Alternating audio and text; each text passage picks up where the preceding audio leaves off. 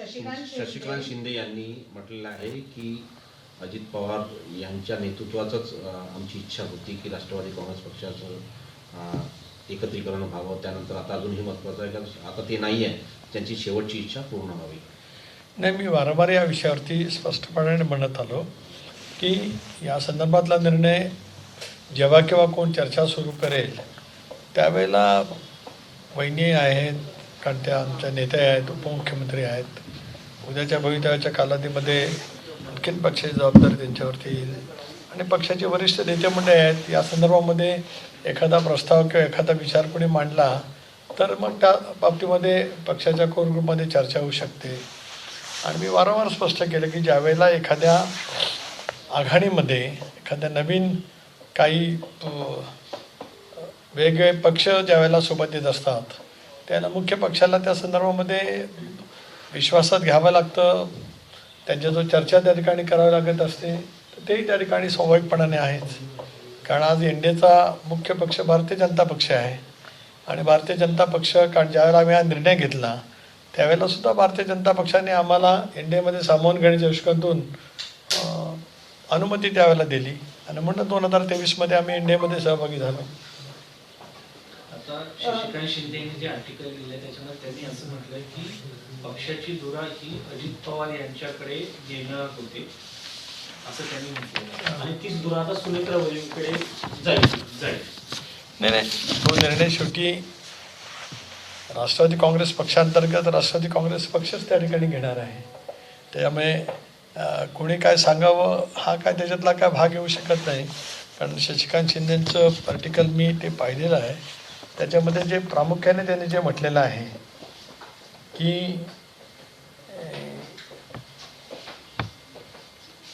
जे वाक्य अत्यंत गैर आहेत,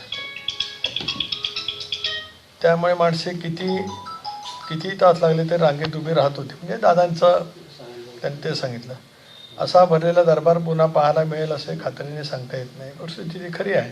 कारण दादांचं संबंध राजकीय आयुष्य ही जनतेच्या प्रचंड परिस्थितीमध्येच वेगवेगळे प्रश्न सोडवण्यासाठी सातत्याने गेले 35-40 वर्ष समर्पित भावनेने केलं. म्हणजे पुढील जे वाक्य आहे, अदृश्य शक्तीच्या कारवाया, धमक्या व खोट्या नाट्या षडयंत्राकडून केलेल्या आरोपामुळे अजितदादांना राष्ट्रवादीतून बाहेर पडून वेगळा गट स्थापन करावा लागणार होता याची आपल्याला कल्पना व जाणीव आहे. परंतु झालेली चूक पुन्हा दुरुस्त करायची अशा विचाराने दादा मागील 4-5 महिन्यापासून कामाला लागले होते. याला माझं खूप ऑब्जेक्शन या ठिकाणी आहे. माझा आक्षेप आहे अशापैकीचं वक्तव्य किमान शशिकांत शिंदेने दादांच्या या दुर्दैवी अपघाती निधनाच्या नंतर लेखी स्वरूपामध्ये किंवा तोंडी करू नये असं मला स्पष्टपणे त्या ठिकाणी वाटतं. भारतीय जनता पक्षाबरोबरती आपण असलं पाहिजे ही भूमिका दादांची अनेक वर्षापासूनची होती.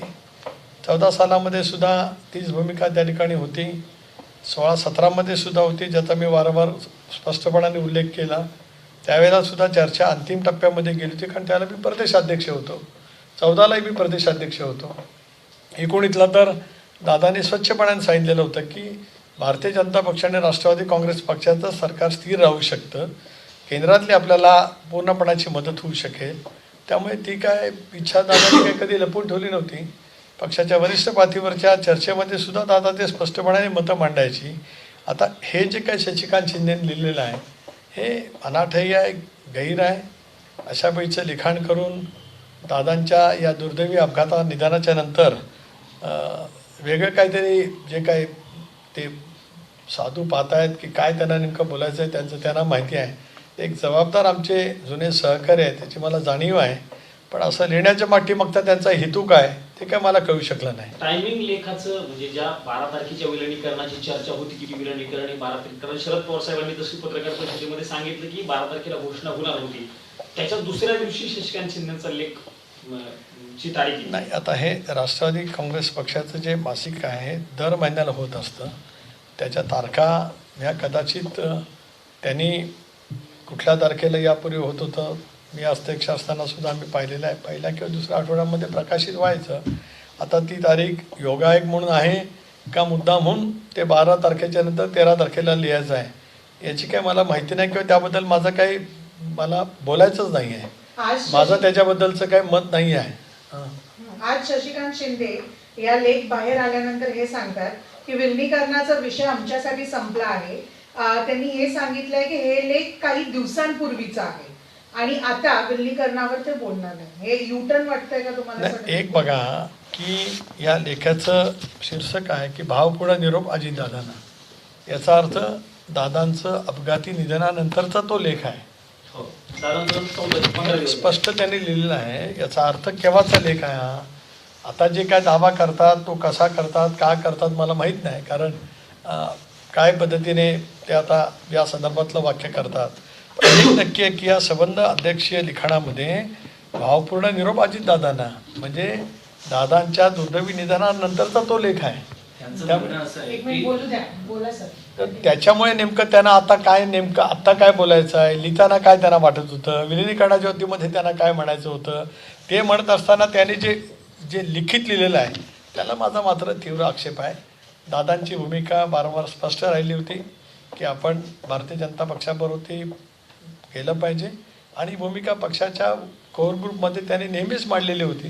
त्यामुळे ते आता असं का बोलतात नेमकं मला माहीत नाही. त्यांचं म्हणणं असं आहे की त्यावेळेस त्याच्यानंतर ज्यावेळेस लेख लिहिला त्यावेळेस चर्चा सुरू होते, त्या दरम्यान ते लिहिला गेला.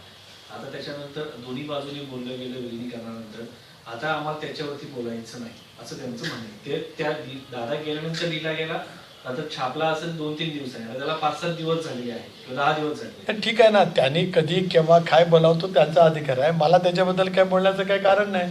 त्यांनी लेख लिहिताना त्याचे 4-5 दिवस झाले, आता काय परिस्थिती बदलली, आता काय आलं, त्यांना जे म्हणायचं आहे तो म्हणण्याचा त्यांना अधिकार आहे. मी त्याच्याबद्दल कशाला मत व्यक्त करू?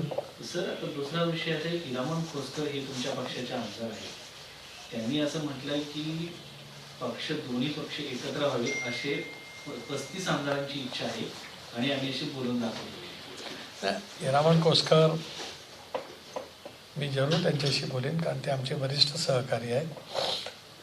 2019 सालामध्ये इगतपुरी मतदारसंघातून त्यांना आग्रहपूर्वक उमेदवारी ज्याला हवी होती त्याला ते राष्ट्रवादी काँग्रेस पक्षाचे पदाधिकारी जिल्हा परिषदेचे होते. दादांनीच त्यांना काँग्रेस पक्षामध्ये जाऊन उमेदवारी दिली, ते आमदार झाले. आतासुद्धा हिरामणजी पक्षामध्ये आले, त्याला रात्री किती वाजलेले होते मला माहिती आहे, मी स्वतः त्या ठिकाणी उपस्थित होतो. एक चांगले जनमानसामध्ये प्रभाव असणारे आमचे विधिमंडळातील आमदार आहेत. त्यांनी त्यांच्या भावना व्यक्त केल्या असतील, जरूर आम्ही एकत्रितपणाने बसू, चर्चा करू. 70% आमदारांची अशीच भावना असते. त्यांनी असं म्हटलेलं आहे हिरामणजींनी, आम्ही एकत्रितपणाने बसून चर्चा करू ना. त्यांचं एकत्रितपणाने बसून आम्ही चर्चा करू. या विषयावरती मी अधिक काय बोलणार नाही. त्यांचं म्हणणं असं आहे की आमच्या पक्षाला निधी देण्याचं काम दादा करत होते, आता आमदार पोरके झालेले आहेत, नाही, तर त्या ताकदीचा नेता नाही. तसं त्यांनी वाटून घेऊ नये. तसं जयंत त्यांनी पाटील यांनी त्या ठिकाणी मंत्रिमंडळात सहभागी व्हावं, पक्षाला ताकद देता येईल, आमदारांना देखील ताकद देता येईल असं आमदारांचं म्हणणं आहे. त्यांनी सांगितलं की मी आमदारांशी फोनवरती बोललेलो आहे, त्यांच्याशी चर्चा केलेली आहे. नाही, मी हिरामण कोसकरांचं काय पूर्ण ऐकलेलंच नाही, काहीच ऐकलेलं नाही. आपण जे म्हणताय त्याच्या आधारितच बोलतो आहे. मी हिरामण कोसकरांशी जरूर या विषयावरती बोलेन, त्यांचं मत काय ते जाणून घेऊ आणि मग आम्ही एकत्रितपणाने बसू, त्याला चर्चा करू. शशिकांत शिंदेचं त्या लेखामध्ये असं ते असंही म्हणतात की बैठका झालेल्या होत्या विलिनीकरणासंदर्भात, पण दादा काही नेत्यांना कंटाळलेले होते म्हणून दादा येते. कंटाळलेले नेते, मग त्यांचा इशारा नेमकं कोणाकडे आहे? त्यांचा इशारा कोणाकडे असेल तो त्यांना माहिती. ते साताऱ्याचे आहेत, त्याच्यामुळे इशारा कोणाकडे जातो तो त्यांना अधिक कळतो, मला नाही माहिती. बैठकीमध्ये दादा असं कधी काही मला काय कल्पना, आता ते त्यांच्या बैठकीत बोललेत असं ते सांगतात. महत्त्वाचं असं आहे की दादा आज त्यांचं दुर्दैवी निधन झाल्याच्या नंतर त्या बैठकीमध्ये काय ते बोलले असं वक्तव्य करणं हा एक तऱ्हेचा दादांवरती सुद्धा अन्याय होईल. राजकारणामध्ये अनेक गोष्टी तशा मला खूप ज्ञात गोष्टी आहेत. मी अनेक वर्ष पक्षामध्ये एक जबाबदार नेता म्हणून काम केलेलं आहे. त्यामुळे कुठल्या विषयावरती काय बोलावं, केव्हा बोलावं याचं भान प्रत्येकाने राखणं अत्यंत आवश्यक आहे. आणि त्याच्यामुळे काय त्यांना म्हणायचं असेल ते त्यांना म्हणत राहू द्या. आम्ही आमच्या वहिनींच्या नेतृत्वाखाली राष्ट्रवादी काँग्रेस पक्ष इंडियाचा घटक पक्ष म्हणून पुढच्या कालावधीमध्ये नेटाने काम करणार आहोत. आमदारांना निधीच्या बाबतीमध्ये असेल, राज्य सरकारच्या वेगवेगळ्या योजनांच्या बाबतीमध्ये असेल, राज्य सरकारच्याकडून दादांकडनं ज्या पद्धतीचं सहकार्य मिळत होतं त्या पद्धतीने कसे मिळेल याच गोष्टीवरती आम्ही भर ठेवणार आहोत. माननीय पंतप्रधान महोदयांची ज्यावेळेला भेट झाली, गृहमंत्री महोदयांची भेट झाली, मुख्यमंत्र्यांची झाली, त्यावेळेला त्यांनी आश्वस्त केलं आहे दादा असताना जी ताकद राष्ट्रवादी काँग्रेस पक्षाला मिळत होती ती पुढच्या कालावधीमध्ये निश्चितपणाने मिळेल. आमदारांची बैठक होईल त्यावेळेला या संदर्भातली विस्तृतपणाची माहिती आम्ही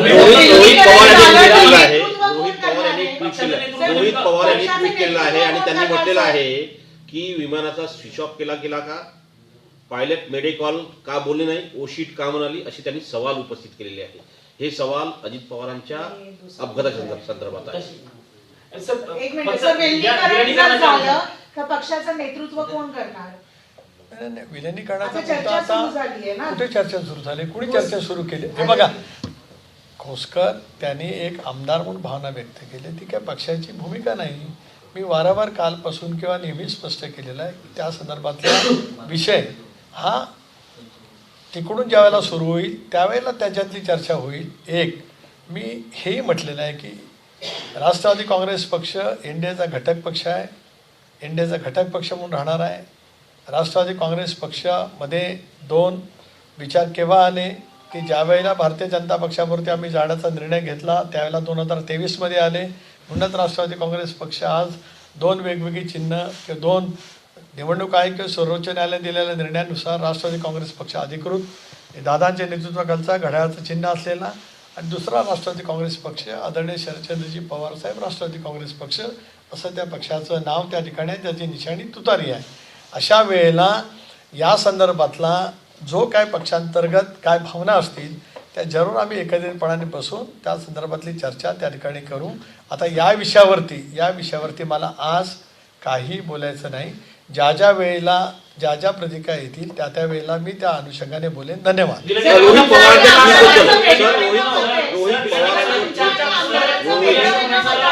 आमदारांचं जर म्हणणं असेल एकत्र यायला हवं बैठकीनंतर तर तुमची काय भूमिका असेल? अहो जर तरवरती मी नाही बोलणार. मी आपल्याला जरा एक मिनिट मला काय बोलायचं आहे, तुम्हाला प्रश्न विचारण्याचा अधिकार आहे, मला उत्तर देण्याचा माझा लोकशाही जरा एक मिनिट प्लीज, मला लोकशाहीमध्ये मला उत्तर देण्याचा अधिकार आहे. मी राष्ट्रवादी काँग्रेस पक्षाचा अध्यक्ष आहे. मी आपल्याला सांगितलं की जरूर आम्ही ज्यावेळेला बसून चर्चा करू त्यावेळेला आम्हाला कळेल त्या विषयाच्या बाबतीमध्ये. त्यामुळे आज हायपोथेटिकल प्रश्नाला मी उत्तर देणार नाही. आपण कृपा करून ती मला विचारू नयेत. मी आपल्याला सांगितलं की आज शशिकांत शिंदेजींनी जो लेख लिहिला या संदर्भात आपण जे मला विचारलं ते मी त्यांचं वाक्य वाचून दाखवलं. त्या बाबतीतलं मी फिंगर आउट केलं आहे, अत्यंत चुकीचं आहे, गैरलागू आहे. अशा पैचं लिखाण त्यांनी करू नये अशी माझी त्यांना विनंती आहे. यापुढे जर काय ते अशा आरोपांच्यामुळे दादाने हा निर्णय घेतला असं जर काय बोलत राहतील तर योग्य पद्धतीने त्यांना उत्तर राष्ट्रवादीचा अध्यक्ष म्हणून सुनील तटकरे देईल. विषय संपला. आता या विषयावरती मी अधिक काय बोलणार नाही.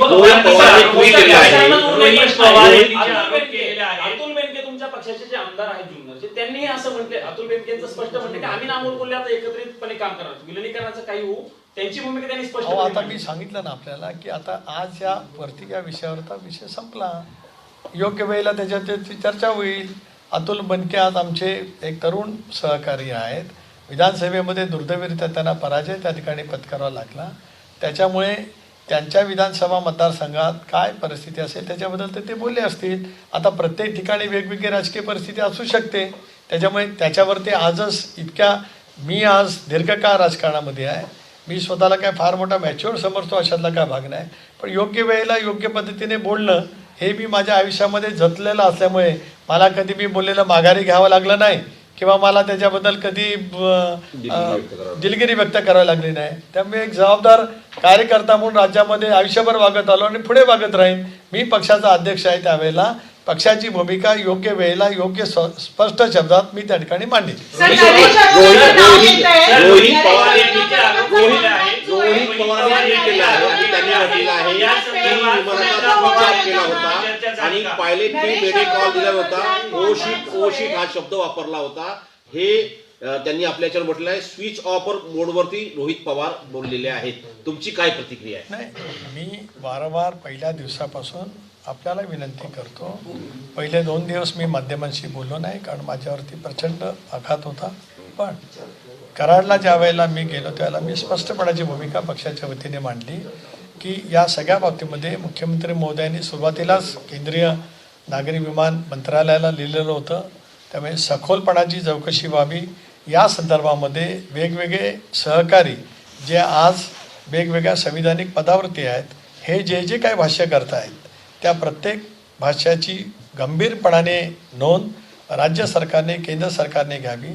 त्यांच्याकडे सुद्धा ज्या तपास यंत्रणा आहेत, मी अगोदरही बोललो होतो की जगामध्ये अशापैकीचे दुर्दैवी अपघात घडल्याच्या नंतर ज्या तपास यंत्रणा तपास करत असतात, देशाबाहेरील किंवा देशांतर्गत, या सगळ्या यंत्रणांच्याकडे हा तपास त्या ठिकाणी पाठवावा आणि वैज्ञानिक पदावरती वेगवेगळे पक्षातील असतील, ज्यांनी ज्यांनी काय वक्तव्य केले असतील त्याचीसुद्धा नोंद तपास यंत्रणेने त्या ठिकाणी घ्यावी आणि योग्य तो लवकरात लवकर या संदर्भातली जे सत्य आहे ते राज्यांतील आणि देशांतील जनतेसमोर आलं पाहिजे. अशी राष्ट्रवादी काँग्रेस पक्षाची भूमिका सुरुवातीपासूनची राहिली, आत्ताही आहे आणि पुढे आमचा आग्रह त्याच पद्धतीचा राहील.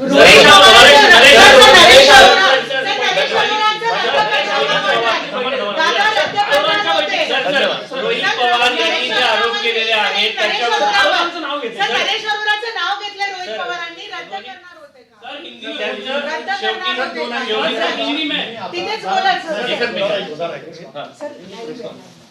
मला जाणीव आहे म्हणून आपणही विचारताना आपणही जबाबदार, राजधानीमधल्या देशाचे आपण मोठे पत्रकार आहात. माझी आपल्याला विनंती आहे, मी एकदा सांगितलं की योग्य वेळेला मी बोलेन.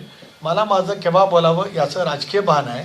कृपा करून मी आज आपण मला जे सकाळपासून बोलत होता ते शशिकांत शिंदेजीच्या वतीमध्ये, तरी इतर प्रश्नांना मी समर्पकपणाने उत्तरं दिलीत. या विषयावरती सुद्धा मला ज्या वेळेला बोलायचं असेल त्याला मी जरूर त्या ठिकाणी बोलेन. धन्यवाद.